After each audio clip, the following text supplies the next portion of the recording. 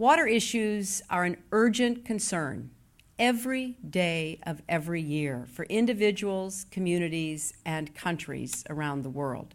And as pressing as water issues are now, they will become even more important in the near future. Experts predict, and many of you are in this audience who are experts, that by 2025, just 15 years from now, nearly 2/3 of the world's countries will be water stressed. Many sources of fresh water will be under additional strain from climate change and population growth, and 2.4 billion people will face absolute water scarcity, the point at which a lack of water threatens social and economic development. Access to reliable supplies of clean water is a matter of human security. It's also a matter of national security. And that's why President Obama and I recognize that water issues are integral to the success of many of our major foreign policy initiatives. The United States is making major investments to combat preventable diseases and improve child survival through our Global Health Initiative. Increasing access to safe drinking water, sanitation, and hygiene will help save lives that are now being lost to preventable diseases. 70% of the world's water use is devoted to agriculture, and the outcome of our work to promote global food security depends in part on having a successful water policy and sound water management.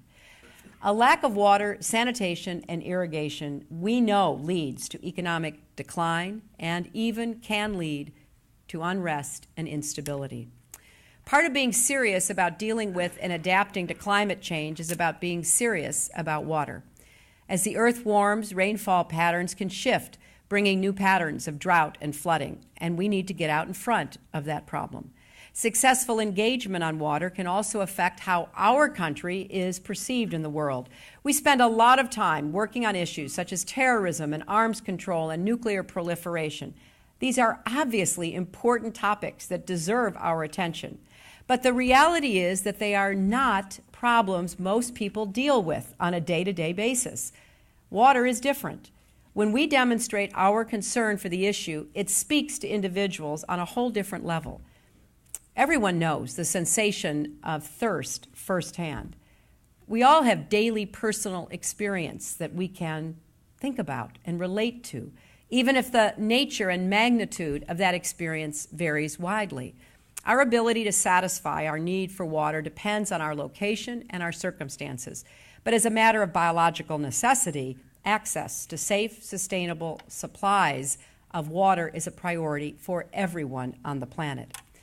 And it's my hope that by making water a front burner issue, a high priority in our national and international dialogues, we can give our children and our children's children the future they deserve.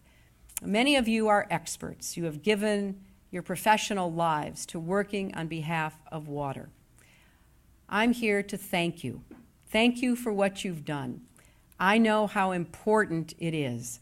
Perhaps you don't see it in the headlines, but often it's in the trend lines. Often it's under the radar.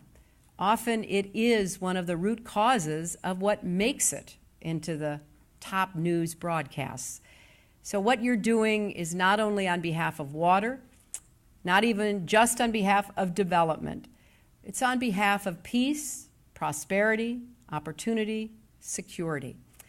And we want to be a good partner with each of you and all those who see water as a necessary part of the American foreign policy agenda.